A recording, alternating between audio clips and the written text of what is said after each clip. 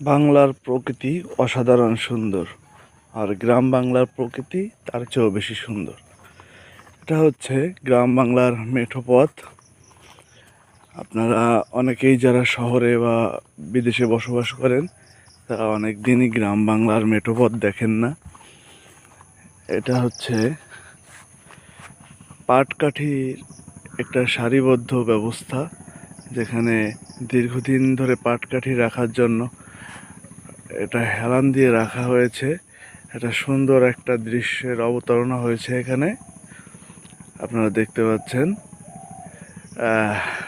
মাঠের মধ্যে পাটকাঠি দিয়ে সাজিয়ে রাখা হয়েছে, এবং পাটকাঠিগুলো আপনারা দেখলে একটু বুঝবেন যে এটা কত সুন্দর করে সাজানো আছে।